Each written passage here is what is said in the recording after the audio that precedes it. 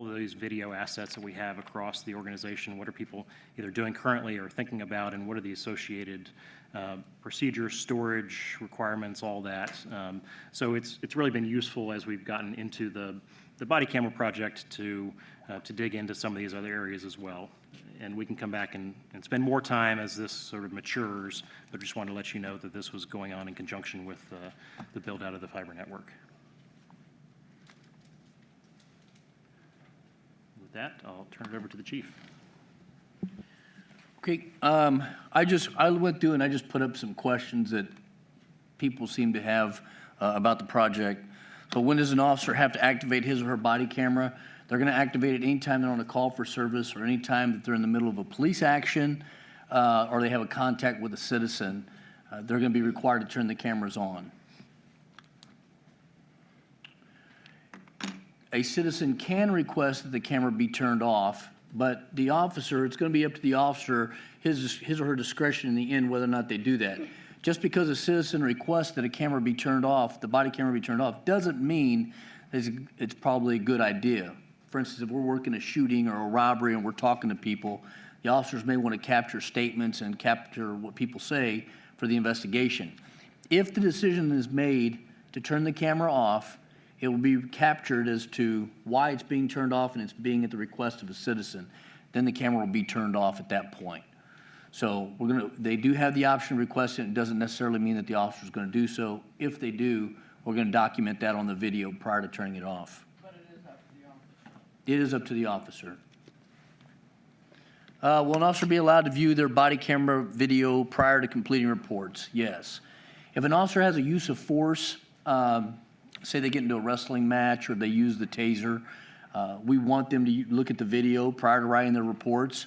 The idea is that we want the best, most comprehensive information possible for cases. Just because they've got a body camera on doesn't necessarily mean that everything is captured. You got peripheral view that won't be picked up by the camera. Depth is not necessarily picked up by the camera. So there's some things that the officer will need to explain. If we have an officer-involved shooting, the officer will be allowed to view the video when they give their statement to the detective bureau. So an officer, if he or she's involved in a shooting, the detectives will take their statement. Once they get done taking the verbal statement, they're going to stop, play the video for the officer, and then they'll go in and ask any additional questions they need to clarify what the video captured or what wasn't captured in the video. Sorry to interrupt. The statement first. Yes. Then view the video. Yes. Okay. Any questions on that? No?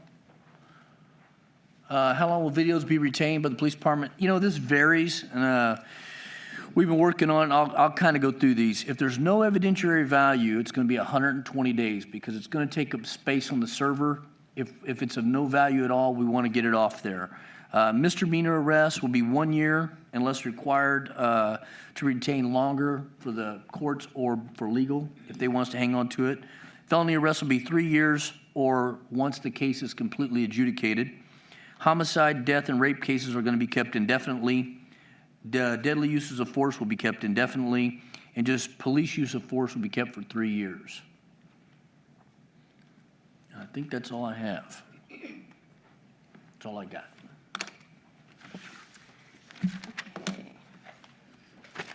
Okay. The Kansas Open Records Act will probably address many privacy concerns. KSA 45-221 already has an exception for public disclosure of criminal investigation records. Last year in 2016, it was amended to include body cam video and vehicle cam video specifically. In addition to that specific subsection, there are several other subsections that address privacy concerns, whether or not records have to do with medical treatment or psychiatric treatment, and those would all be considered in whether or not body cam video would be released. So this statute also defines body camera and vehicle camera, and you can see that there. It's pretty specific. It's pretty clear. In addition, KSA 45-254 provided, and this came out last year, that the following individuals may request to review, and this is just to review only. They do not get a copy of the video. So anybody who is the subject of the recording, a parent or legal guardian of a person under 18 who is the subject of a recording, an attorney for either of those parties, and then an heir, executor, administrator of a decedent who was the subject of the recording. Generally, subject of the recording is going to be anybody that you can hear on the recording or see on the recording. So you can determine if there is a request to review if you want to only allow that person to watch the part of the video in which they are included in it. And that's basically all I have for that.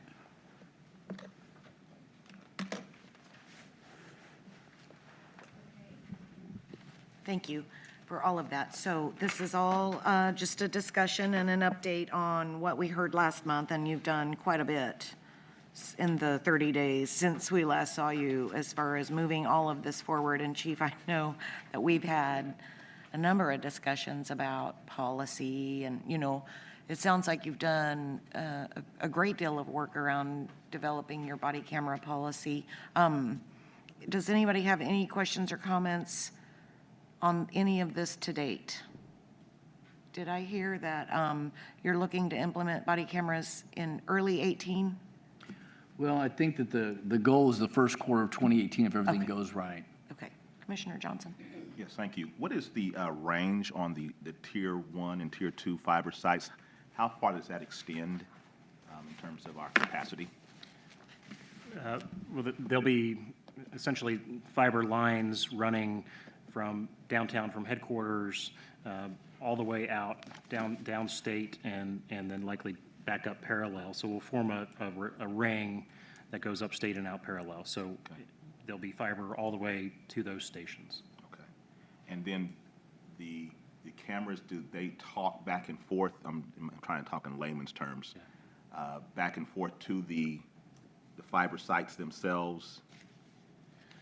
So part of that will be as we get into the design specifications for the equipment, and there are some options, I think, that as the market has continued to evolve for these, which is, you know, does it transmit wirelessly when it gets, you know, within a range? Is it a docked camera where, you know, at the end of your shift you put it in a dock and it transmits? So there are some of those questions that are still open and will be determined by what the PD needs are, as well as what the market is offering right now. Yeah, I guess I don't have a concern. I'm just thinking about how far would we be away from a site where we would lose connectivity between one, you know, from somebody who's out in the field versus where the site is itself. Well, the plan is, if everything works out right, is that when the cars pull into the substations, the car video will be wirelessly downloaded. It would be nice if the cameras will do that, but the cameras may have to be docked, and so we'll have 2 cameras for each district. So when one gets docked, the new officer coming on, they'll take the one that's fully charged and that's already been downloaded. And that's one option we have, but it kind of depends on the capabilities of the system. But we really want the wireless downloading if possible, especially for the cars. It's been, we have it at East Patrol now, and it works very well. Okay. That helps me. I guess I was thinking somehow they would be talking to each other while they were out in the field, but they're just recording, they come back, dock it, and load and download it. Yes. There at the station. Right. I got it. And you can think of the fiber as the backhaul, essentially. So it's the high capacity pipe that can carry lots of video at one time. So as, you know, as officers a group of them come off of a shift, as an example, if they all docked or they all came into station at the same time, it's going to be pulling simultaneous video down from multiple cameras, and so the fiber provides the capacity to push that back through to where it's centrally housed. Because all the videos will come back to headquarters. So when they're downloaded, that's why the fiber was so critical. Okay, thank you. Okay, any other questions or comments? This was an information item, and we really appreciate all of the effort and time that you've put into it. And I believe that is the end of this agenda. So that concludes our Public Works and Safety meeting, and we thank you. This meeting's adjourned, and we will go straight into... We have to wait like 2 minutes. Oh, okay. We will begin again in 2 minutes.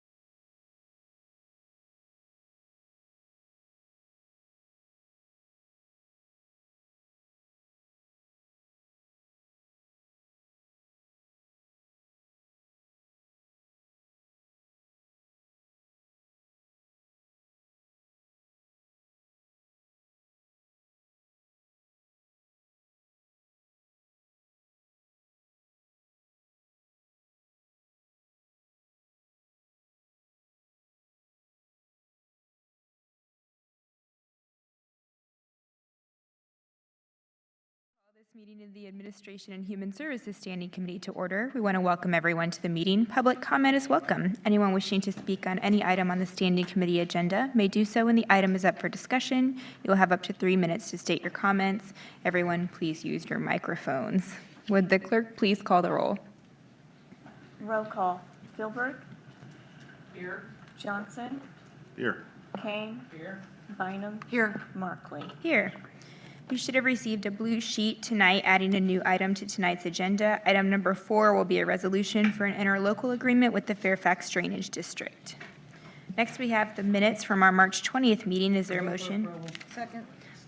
We have a motion and a second. All in favor signify by saying aye. Aye. All opposed, same sign. Those minutes have been approved, and we'll move right on to item number 1, which is a request for temporary extended service to provide transit service to the new Amazon Fulfillment Center. Justice Welker is here to present.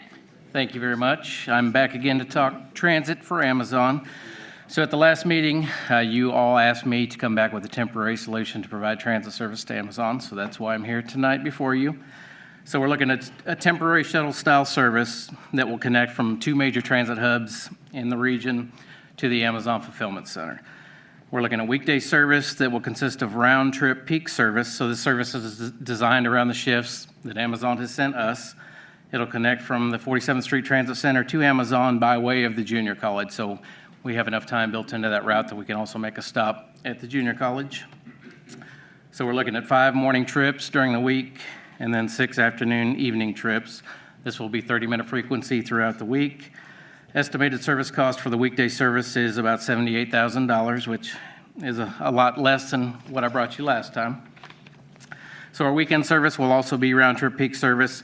For the weekends, we'll connect to 10th and Main. There's more robust weekend service at the 10th and Main Transit Center as compared to 47th Street. So hopefully we'll be able to move more folks back and forth to Amazon. Looking at 3 morning trips, 3 afternoon trips. This will be 60-minute frequency to align with the other service in the area. Most weekend service is on a 60-minute frequency schedule. Estimated service cost for the weekend service will be about $40,000. Looking at temporary service from July 30th through the end of the year. So all told, with the public education and marketing component, we're looking at a little over $127,000 for this temporary service. Now, please remember, this is based on assumptions, and we continue to make changes. I just received information directly from Amazon prior to this meeting, so we might need to tweak this a little bit. Just remember, it is fluid. There will be some changes possibly. But on the second part here, we've got a temporary schedule mocked up here that kind of shows the way the route will present itself and the potential alignment of that route. So basically, we're looking to move folks from Amazon to these transit centers where they can make connections to additional transit routes in the region. From those transit centers or hubs, they can make connections to wherever they need to go within the Kansas City area.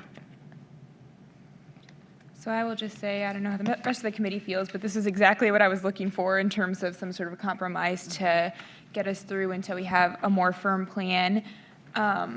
I would love to see us be able to hand out this information at those interview Correct. days that are happening in all of our districts, so that people that are interviewing can see how and how they could get to work. Sure. So they can feel comfortable that that's going to happen. So I would love to see that happen. So this is temporary funding. What would funding look like? Let's say this works great, works perfectly, it's Right. exactly what we need, everybody loves it. What would this cost to do it for a full year? We're looking at an annual cost of about, if we continue the same style of service that we're going to implement on a temporary basis, we're looking at about $281,000 a year. Okay. So it's still, it's going to be a shuttle-style service. We call it the Amazon link because it's providing a vital link from Amazon to these other transit hubs. Other questions? Commissioner Bynum? So thank you for the effort that you've put into it, because we did ask you to find something that was lower cost. Right. And it looks to me like you've done a really nice job at, again, the morning and evening shift that we need, and not all day long. We don't need that. We need morning and we need evening. So I do really appreciate that. Also, I feel like this time period of basically July 30 through the end of the year is the testing period. Correct. We're going to know what's working, what's not working. Right. We're going to know what the ridership is. We're going to know what the future needs are. I'm with Commissioner Markley. It seems like you know, you've done exactly what we've asked you to go out and do, so I would be in favor of moving this forward. Was that a motion? I move that we move this forward. Somebody else second, then I want to say something. Second. Thank you. Anyway, so thank you very much for this. But I would also say that I would really like to see Amazon put a little money into this. Do you hear me, Amazon? I mean, you know, because we are providing transportation to a big company. And I would really like to see them help out with this a little bit in some manner. So that's all I have to say. No, I have another comment from, you want to go first, Commissioner Kane? She can go. Commissioner Bynum? Oh, thank you. The only comment I was going to make was the Kansas City Area Transportation Authority does have an employer pass program, which is not necessarily this employer financing the route, but it's an opportunity for the employers to purchase a discounted pass. And so I was talking with Mr. Welker earlier, and we are going to go to KCATA and see if we can't, again, once we know this is what we want and need, look at offering the employer pass program to the Amazon workers. Great, I thank like you. both those ideas. At all? Okay. Anyone else? We do have a motion and a second. Roll call on the motion. Aye. Aye. Aye. Aye. Thank you again, Justice. Thank you. All right, item number 2 is a presentation of the proposed 2018 to 2020 Neighborhood Revitalization Act Tax Rebate Program. This is something that we have to periodically review. Angela Hirschberger from Economic Development is here to present this item. Welcome.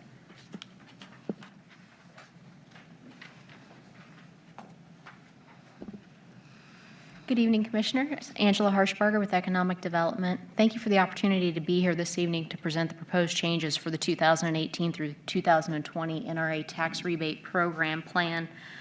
Our current 2015 to 2017 plan will expire on December 31st. We're hoping, if approved, the new plan will take effect on January 1. We did have an opportunity to present the proposed changes at the Economic Development and Finance Standing Committee on May 1st. We had some great discussion and feedback, and so I'm anxious for your feedback and comments tonight as well. Tonight is just for information only. Next steps will be that we'll need to take this out to the school districts for their comments and feedback, and then we'll bring it back later in the year for discussion and hopefully approval. So to begin, a quick overview of the rebate program. This is a program that allows owners to receive a rebate of the incremental increase in property taxes that is attributed to new constructions or improvement on the property. The program includes both residential and commercial projects. And in order for an owner to be eligible to participate in the program, they do have to be current on all property taxes. Here we have for you our NRA area map, which is separated into 4 areas, each with eligibility criteria for both residential and/or commercial projects. In many cases, our residential and commercial projects are going to qualify for a 95% rebate of the incremental increase that's due to that new construction or improvements. However, over on the right-hand side of the map, you'll notice it says existing Area 1. Those projects are eligible for a rebate of 10 years, the remaining project area for 5 years. We do also have special project areas under the current NRA plan, so all of Area 1 is considered a special project area. And then you see in the middle there that State Avenue corridor, that's another special project area. Those special projects are $3 million or more in investment. They do have to meet one of 3 criteria: retail in nature, an environmentally contaminated area, or have a historic designation. And they are eligible for a rebate of 75 to 85% for up to 20 years. However, those special projects do require a public hearing and approval by the full commission. So as of May 1st, we have 105 projects. You can see primarily the program's being utilized right now for residential new construction. Of those 105 projects, we've broken those down for you by area. So Area 1, you can see we actually have a pretty good mix between residential and commercial projects. For our Area 2 East, we do have a few commercial projects, but primarily residential new construction. For our Area 2 East, specifically the Turner area, it's been residential new construction. And then in 2 West, we do have our one strong commercial rehab there, but primarily residential new construction. You'll notice we don't have anything listed for areas 3 or 4. Currently, no projects there. However, those project areas were just introduced as of this plan. So here we have information regarding the owner estimated project costs or investments. So for commercial, in 2015, you'll notice we had $6.1 million in investments. That was actually 7 projects, but they were all new construction. I say that because you'll notice 2016, it's $3.5 million. There were actually 8 projects, but it was all commercial rehabilitation. So as of May 1st, we have $2.3 million in commercial projects, with several in the pipeline pending approval. Commissioner Bynum has that. Sorry. I'm sorry, can you back up Of one course. slide? So you said Area 3 and 4, which I think I saw as kind of like Piper and Bonner Edwardsville, correct? Correct. Those are new proposed as of right now. They're actually in the current 2015 plan. That was the first that they were available. Okay, but no projects. Correct. Okay. We're working on some marketing strategies this year as well. So, I'm sorry, where it says USD 204, where I'm calling it Bonner Edwardsville, that's not part of the project area, Correct. They 'cause have their they own have their program. own. Okay, thank Yes. you. That Area 3, though, I'm sorry, that Area 3, though, has some Edwardsville in that, right? You know, I'm not 100% sure. I believe so, but we need to double check. I apologize. I'm kind of new to the program. Because it's east 430, looks like 435 there. Yeah, there's a So- little carve out there that I would just need to confirm. I think so. Yeah. Nobody's applied for it out in Area 4? No, it has not. Do they And know it's a about very it? specific program. Right now, it's only residential rehab that's available in Project Area 4. Does the people out in Area 4 know that? That's one of the things that we want to target this year is marketing to get the information out there. On the commercial side, we've done pretty well coordinating with Wyandotte Economic Development Council. Our department wants to focus more on now getting the information out to homeowners. I've at least recently had a conversation with a homeowner in that area that wants to do a rehab project. But yeah, we need to push that information out pretty hard this year. Okay. Melissa? Yeah, I just wanted to follow up on what Angela was actually talking about. Part of what we identified through SOAR last year, and it's also part of what she was mentioning about marketing. Together, we realized that we need to do a better job of letting our residents know about those opportunities, especially in our neighborhoods that are kind of hitting that 10, 20-year mark with their facades. This is an opportunity for them to be able to make those improvements, get a little bit of, recognition for that monetarily, and we need to do a better job. So that is up as one of those items that should be going out in one of our next citizens newsletter. I know they have some other ideas about marketing, but for us, we feel that's our best way of getting that information to people, and therefore we will be running it either in the summer edition or the fall edition to let folks know throughout the community that you have this opportunity, especially for the rehab side. Also, it might be nice, I don't know to what extent we are coordinating this, but when people come in to get their permit, if they're doing a significant remodel, they should be getting a permit. And it would be nice if we, it would be nice if they were getting that information at the time where they could say, hey, you're getting this permit, do you know that there's this possibility? I know the tricky part there is you have to apply, am I still right about this? You have to apply before you start. Correct. So again, hopefully they're getting their permit before they start, but we could be heading them off a little too late there, but it might be better than nothing if we're not catching them at some prior point. And again, that goes back to educating the community about the opportunity in advance of them deciding to start work or giving that opportunity to them as an encouragement to start work. Sorry for disrupting you.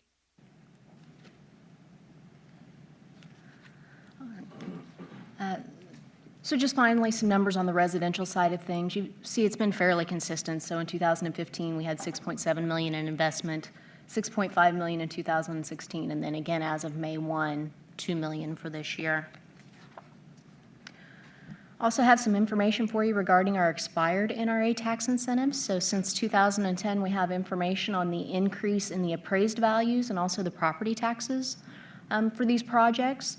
So over on the left-hand side, you actually have the information regarding the appraised value. We have a total for you of fiscal year 2010 through 2016. The base value of those properties was $5.4 million. At the time the tax incentive expired, it was approximately $24 million, so an increase of approximately $18.7 million in appraised value.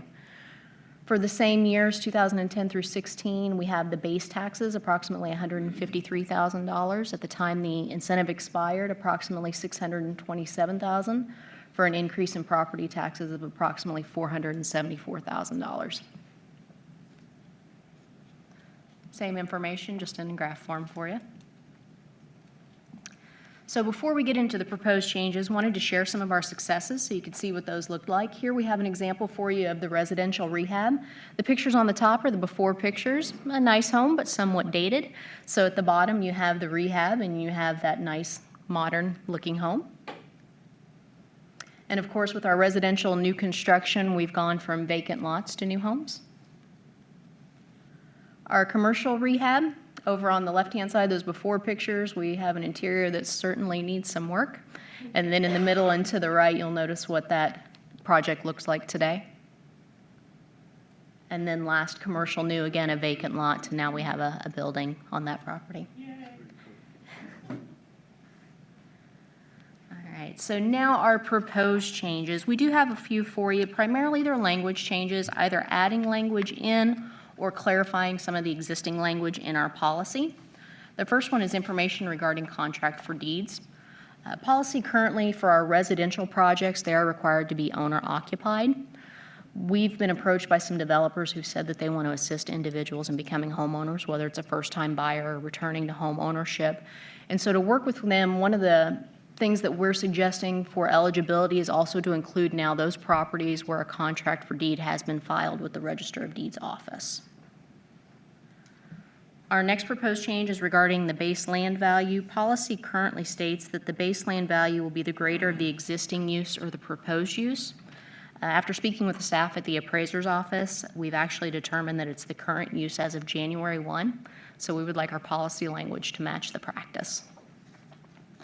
Then we have a proposed change to include language regarding ineligible businesses under the NRA program.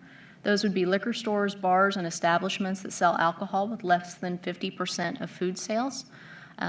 We've not included those. That has been our practice in the past. We would like to put that language into policy and then make that consistent with our other economic development policies.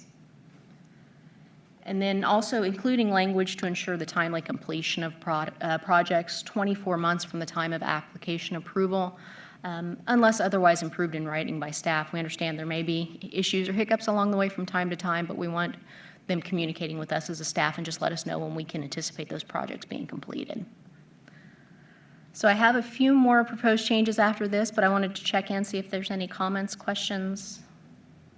So on the contract for deed, I mean, it's fairly safe to assume that if they're filing it, they're probably acting at least somewhat appropriately, because most landlords don't file the contract for deed if it's not an appropriate agreement. But I wonder if I think we have a pretty good idea of what some of the bad contracts for deeds say or don't say. I wonder if we can put anything in there to make sure that the contracts that are filed are ones that are meant for the owner to become a homeowner and that aren't the kind of contract for deed where the landowner is just taking advantage of the tenant. So I'll leave that up to you as something to think about, but if there are sort of requirements you can put in there saying it's a filed contract for deed that does or doesn't do these 3 things, then it might be a good way to protect tenants from being abused so that the renter can fix up their house.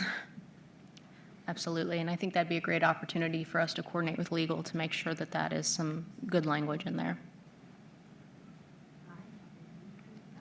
Just a question on the 24-month time period. Did you have feedback from the Economic Development and Finance Standing Committee on the 24-month time period from application to completion? Is that the 24 months? Correct, from the time the application is approved. Approval to completion. Correct. correct, but no, we did not have any specific feedback on that item. What we did was generally looked at some of the projects that we've had during this current plan and looked at the time frame, and we found that most were completed within this time frame. If they weren't, there were extenuating circumstances that staff were aware of and able to work with them. Well, I think I can live with that. My only comment was, my initial reaction to the 24 months was,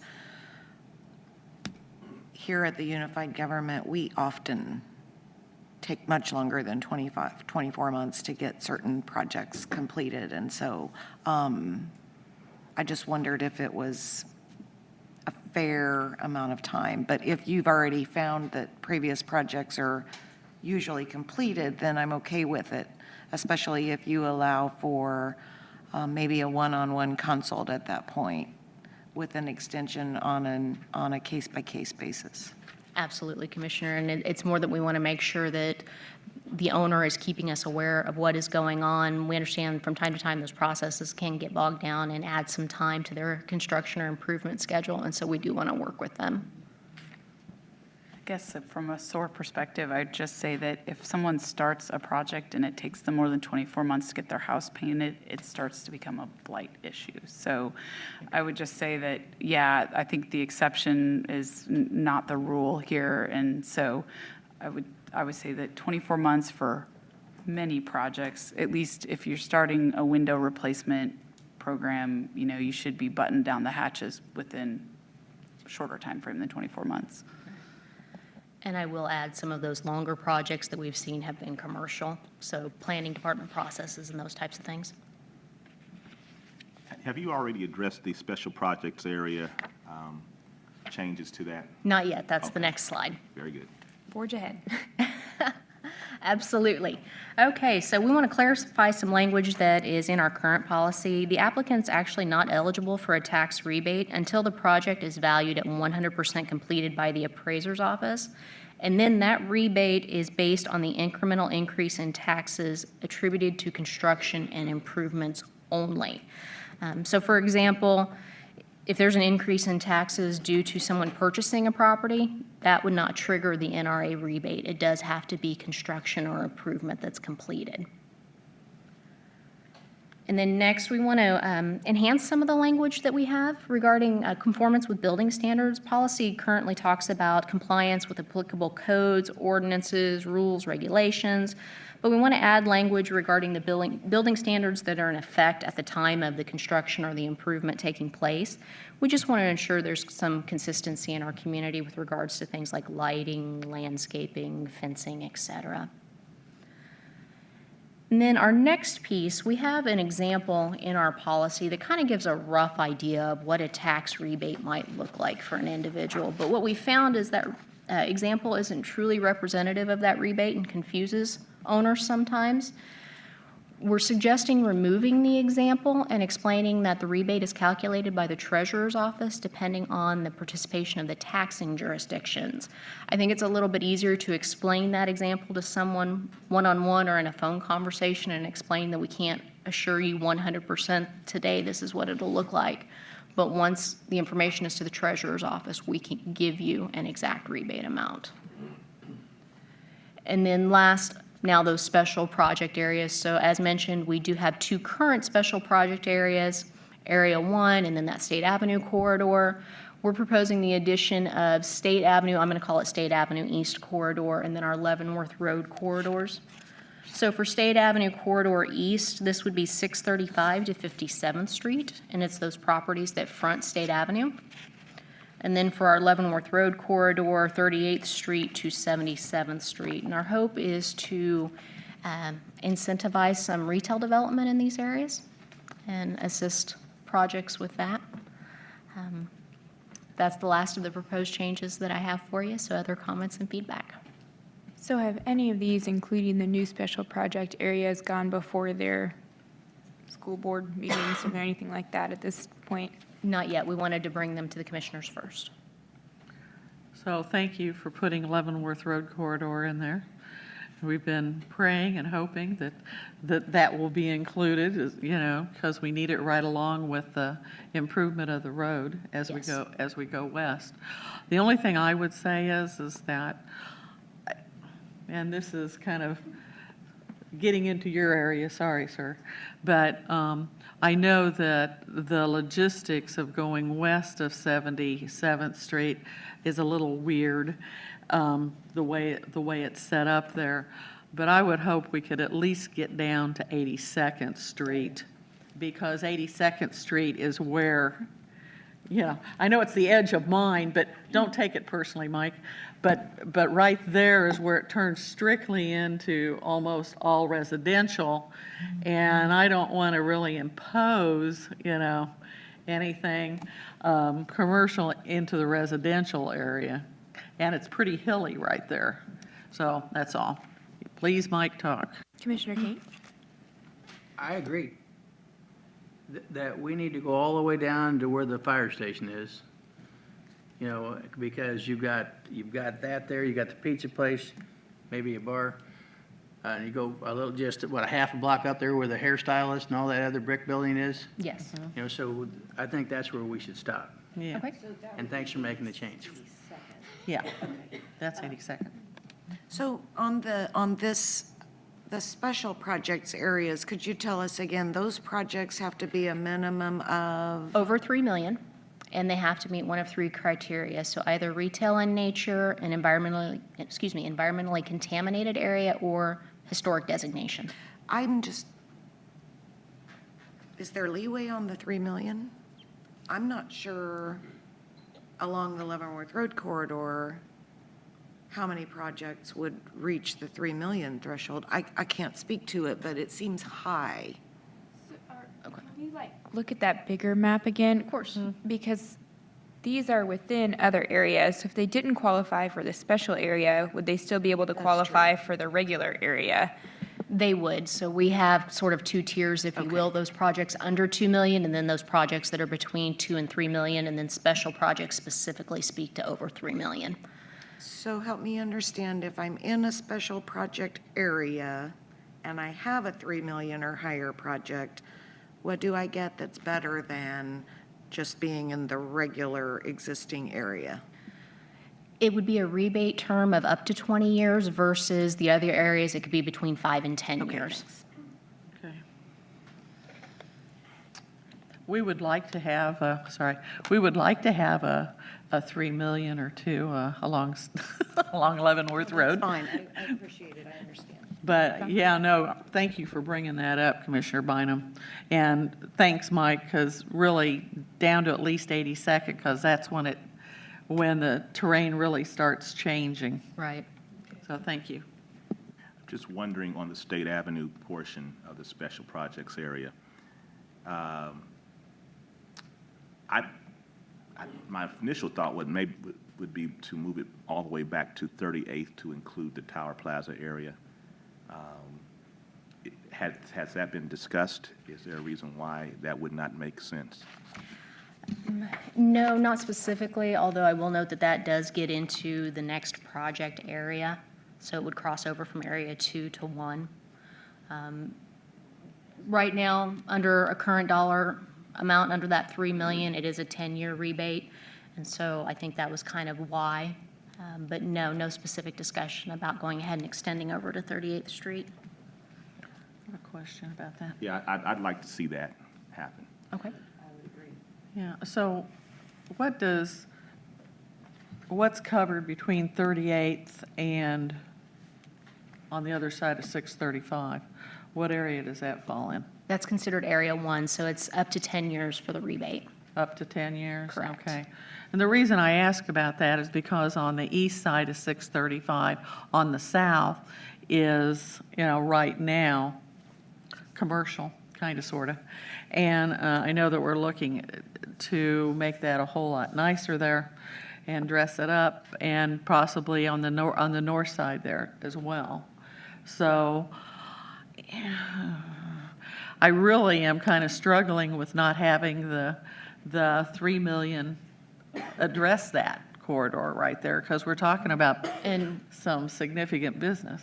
And I apologize, Commissioners, it just dawned on me, that is area 1, so that is a special project area. Area 1 is all a special project area. Okay. My apologies. Okay, Thank I you, was that's wrestling, okay. I was wrestling It with took a that. moment. That's okay.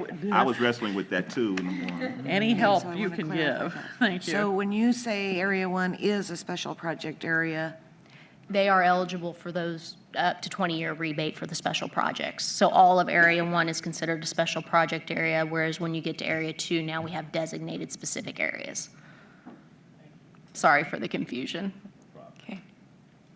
Do you have more slides for us? Just a couple more things real quick. So as I mentioned, next steps then will be to take these comments, feedback along with this presentation out to the school districts to get their feedback as well. We're hoping to be able to bring this back, I believe, sometime late September, early October for consideration and then a public hearing before the full commission. And just to be clear to those commissioners who might not recall or might not have been through this process, the school districts also have to approve this because they would lose potential income as well. So each school district has to approve what's going on in their area separately. So. Correct, and they will have interlocal agreements signed as well. That's all I have.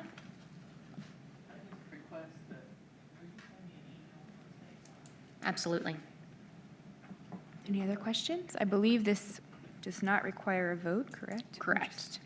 So, and if there are no other questions, we will thank Angela for her presentation. Great job.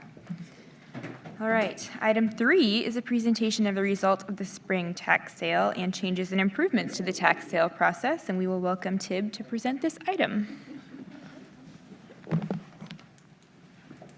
I will endeavor to make this as exciting as possible. It's hard to follow, Angela. Tib knows I think he's always exciting when he presents, so.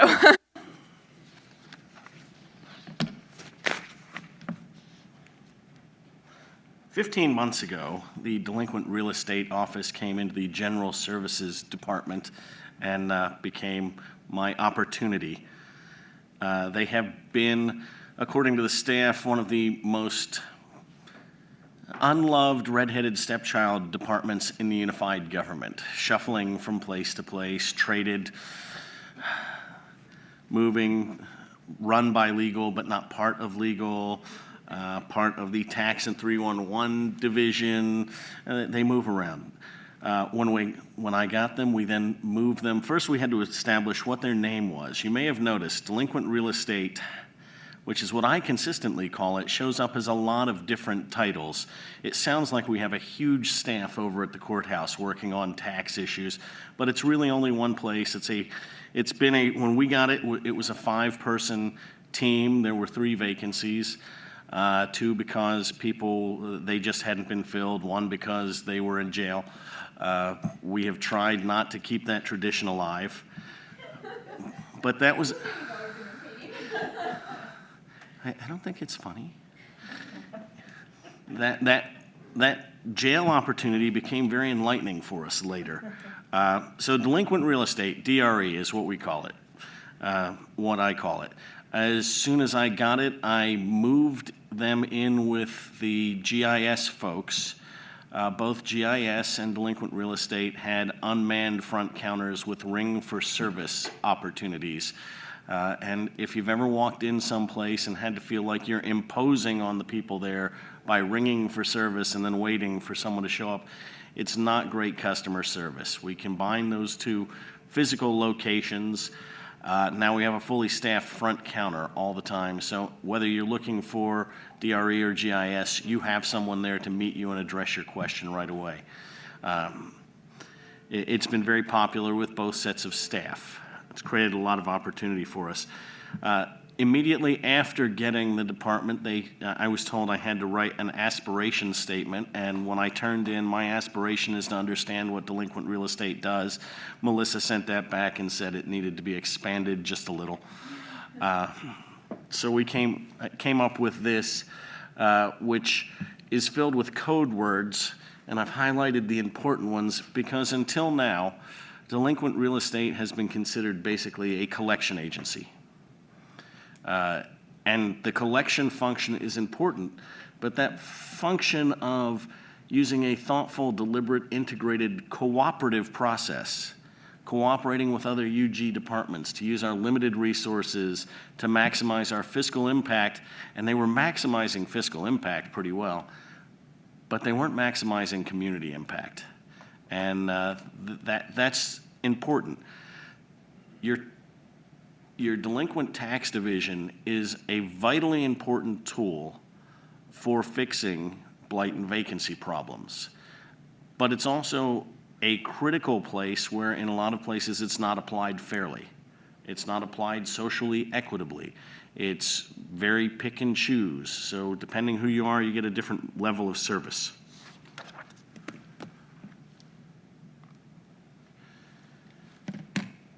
Now the question is, why is it valuable? We know that we have over $29 million in delinquent revenue out there based on back taxes people haven't paid.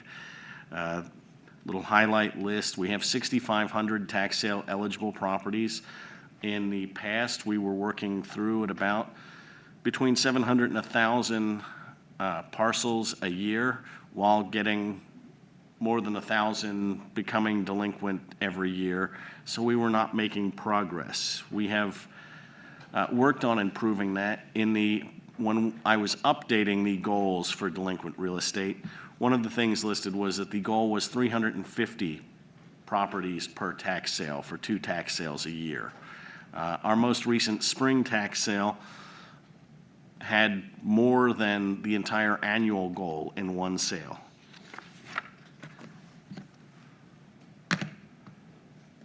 Basic breakdown on the process: you stop paying your taxes. That starts a timer. To become tax sale eligible, you have to get to the point where you're 3 years behind, which in calendar years that the rest of us live in, as opposed to tax years, that really means you haven't paid us in 4 years. So, especially if the house is sitting vacant, that's a problem. The real point of intervention should be on that very first day you don't pay your taxes. We should be intervening at that point. Something in your life changed. You have been paying your taxes and now you haven't paid your taxes. You're dead. You've gone to a nursing home. You won the lottery and went to Hawaii and couldn't sell the house and don't care anymore. Something has changed. In a perfect world and where we dream of going, we will intervene then. We will reach out in that first year long before we can take your house, because we're not really interested. When we take your house, we lost. The win is to keep you in your house and to keep you in a status where you're a good neighbor to the people around you. If we take your house, we've lost. We want you in there, especially with our aging demographic and people wanting to age in place. We want to keep you in the house. We need to intervene in the beginning.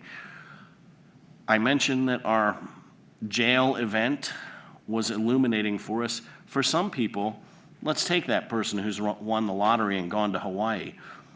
They can't sell the house. They don't know how to get out from under. The back taxes just keep piling up, or you've just inherited this house and you live in Wisconsin and don't know what to do. Well, we learned from our former employee, there are people who just want to get out from under the nightmare that is the accruing taxes on this house they can't sell that is crumbling apart, and they don't know they can donate it to us. Well, we learned from her that people will just give you this house. They thought they were giving it to the UG. That's a potential solution we need to work on. But moving away from our case management style system that we dream of going to by filling positions, we do have 3 vacant positions over there still. We've just finished interviews for a delinquent real estate manager, which is a creature we have never had before. We have never had a professional level manager to manage this function, and this is huge to us, especially now it's integrated with SOAR. We've doubled the capacity.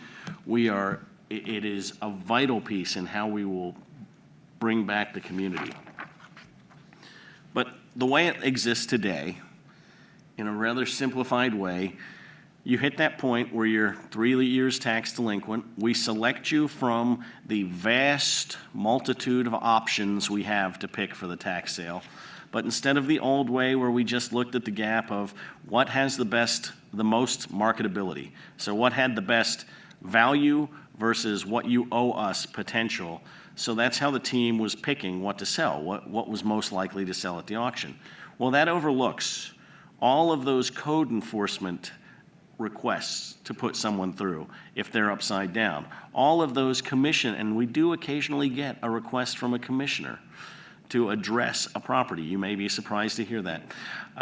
Yes, it's shocking, but it happens. All of those economic development requests for a project to put through were prioritized based on what's going to make the biggest collection value so that they can turn in the best numbers. Because that was the direction they had. They did not have the TLC they needed to know the nuanced approach that solving problems is as important as collecting the money. So you filed for the tax sale. We've improved that process. Thanks to, behind me is Wendy Green, attorney at Awesome, who has been just absolutely pivotal. Legal hired her because of her knowledge in this field specifically to help overhaul this, and it has been an amazing partnership. We've improved the process on filing the tax sale. We've improved the process on serving notice. The process servers will go out and notice you, another General Services Happy Family division, knock on your door. Outside the county, you get your certified mail. But thanks to Wendy Green, attorney at Awesome, you remember her, we now include an extra paper when you get that certified mail and you get your notice from the process server that covers us that you've been served by notice. So if we can't find you, you've been served by publication. So we keep people in. The first tax sale that Wendy and I worked together, she had to pull out 75 filings because of insufficient service. That's 75, and we had only filed 500. Huge piece coming out. In this most recent tax sale, I believe there were something like 9 that had to come out. And they're going to be those where we can't find you because you're dead. So we can't send you the notice. We have to let your heirs know. So there's always going to be some, but less than 10% of the failure rate we used to have because of that improved process. So you get noticed, you have 3 choices. You come rushing in and pay us. You go to the court and try and arrange a deal to pay us. You come in with your 50%, pay us, and go on a payment plan, or you just ignore us. I guess there's the other option where you call and you cuss at us but don't do anything, which we get some of. This process has been improved. We have the cooperation with the treasurer's office that we never had before was going on.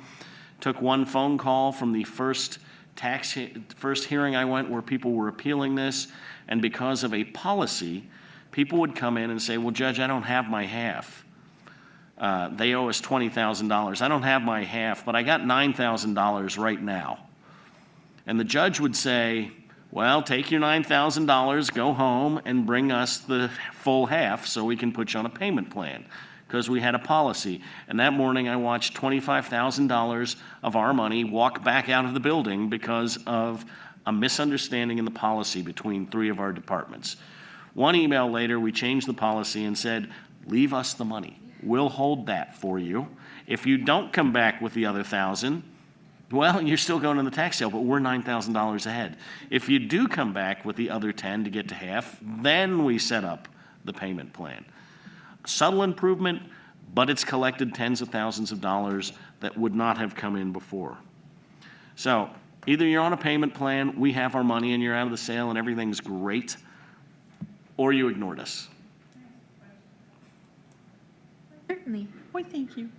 Okay, so the bottom line is, though, is they have to have half of it, or you won't set up payment plan.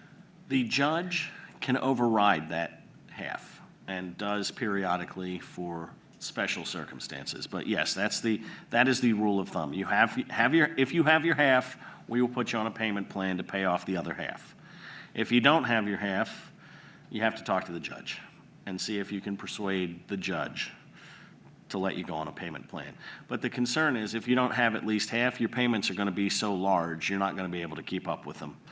And there used to be this game people played where they would come in, get on a payment plan, and we'd never see another payment.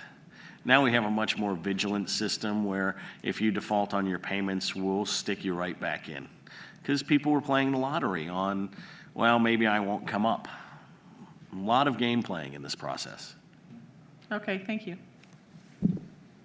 So we get to the day of the tax sale, which again, improved processes. Wendy auctions on her very own. She auctioned every single one of our parcels in the last two sales. She has a budding career as an auctioneer and is talking about leaving us for that, but that's a private deal.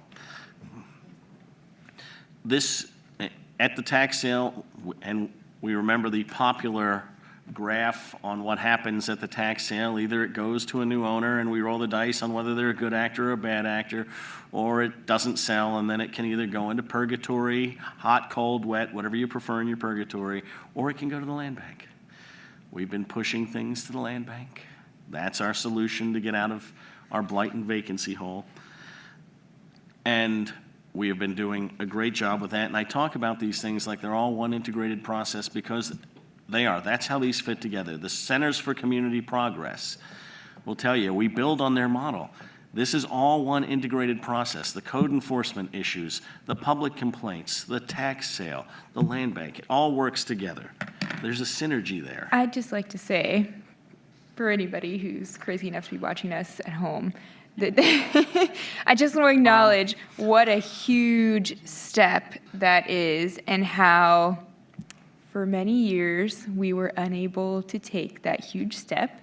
And one department would have a great idea about how to solve a problem, and the other departments would say, yeah, that's nice, and they didn't do it. And so we hit a lot of roadblocks getting to this idea that everyone should work together to resolve our blight problem. So it's a huge step, and I just want to make sure everybody realizes what a huge step that's been for us.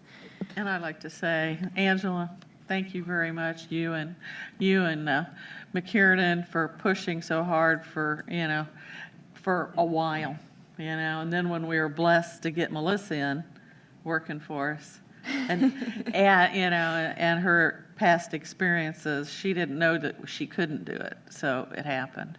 Yeah. So thank you very Brian much. and I both kind of have a flat spot on one side of our heads from banging them against the wall, but I'm sure over time it'll go back to normal. We have looked for ways to incorporate your banging your head on the wall into our demolition program, but that's not been an opportunity. But we will be in touch. We very much appreciate the shout out to SOAR, and SOAR would not exist without the support of you and Commissioner McKiernan just tirelessly pushing this ahead. This has been, nothing in SOAR would have happened without the cooperation at every level of the government between everybody working together. Commission, staff, departments, no one could have done this alone. So we are at a fantastic space of opportunity. In great opportunities, we had this tax sale in April. We had planned to bring you a nice longitudinal study of how tax sales have performed over the years, but unfortunately we have not been consistent in recording that. So we are still disaggregating the numbers because for many years we have the whole year reported together instead of individual tax sales. Now that's convenient for comparison purposes because for at least 5 of our last 14 years, the first tax sale this year outperformed the whole year. So that is a very big deal. The spring tax sale saw fully 50% of people, saw 50% of our revenue came from people just redeeming, just coming in and giving us the money.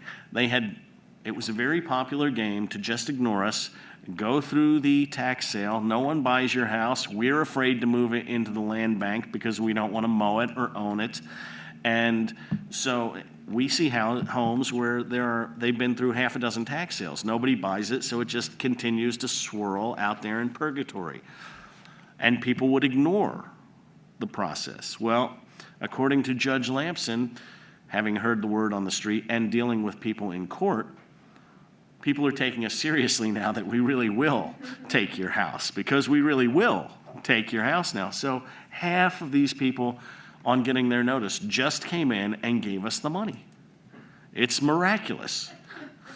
They just came and they gave us the money. Another quarter of them got on a payment plan and are giving us the money.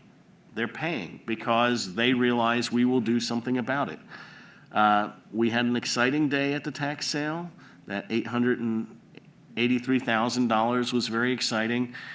We had a record number of bidders, thanks to suggestions coming all the way from the administrator himself on how we could increase the number of bidders. We got to 400 bidders on this sale, a whopping 400 bidders. By the time we got to the tax sale, we only had 100 opportunities left to sell. So at least 300 of those people were going home unhappy. But they were there and they spent a record amount of money on that day, upward to $1 million to buy 80 of our opportunities, leaving us with 20 to move to the land bank, which we immediately leapt on. This is all a big change from where we were. It's a hugely dramatic change, and that is just the first sale of the year. We promised last year at the budget that we would double the number of opportunities going to the tax sale. We put just shy of, we got to 692. The magic number is 700. 692 properties went in this sale, this record-breaking sale. A record number of registered bidders, a record day for the income on the actual day of the sale, a record number of redemptions at $3.3 million, a record single sale collection, which outcompetes 7 of 14 previous years, not just sales. It has turned around just dramatically, and we are on target at that 700 a sale, which we just filed the second sale 10 days after we finished the sale, because Wendy may be an attorney at Awesome, but she also has this whip, and she beats people and makes them do things. 10 days later, we were filing the next sale. Unheard of. The entire process is operating in a way that we never dreamt it could before.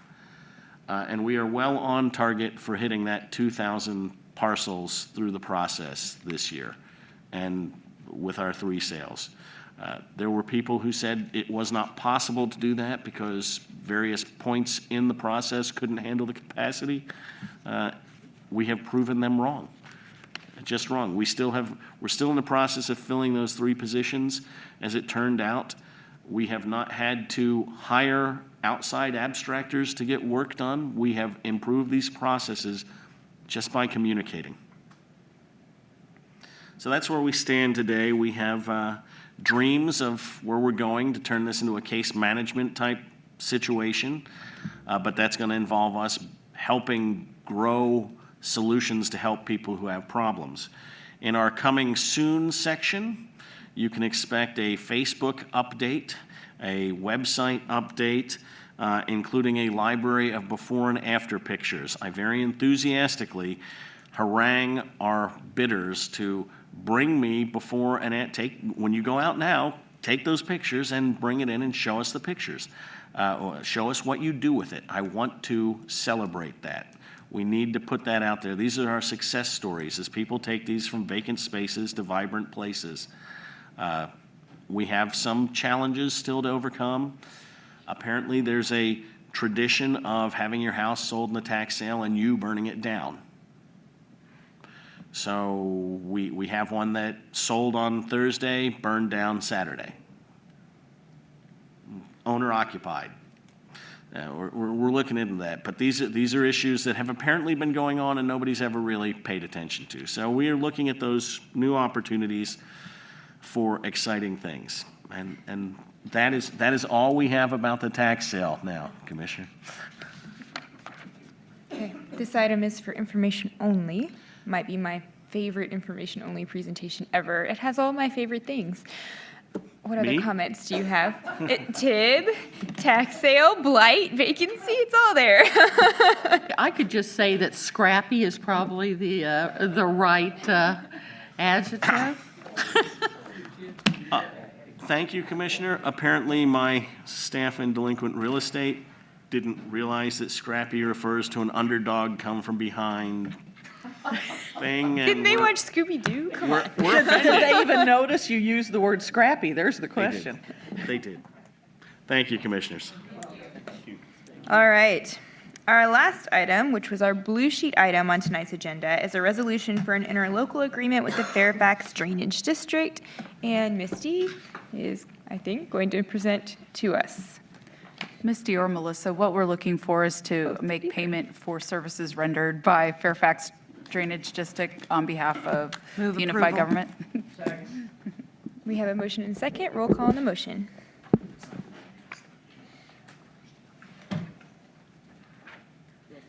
Roll call. Roll call. Filbert. Aye. Johnson. Aye.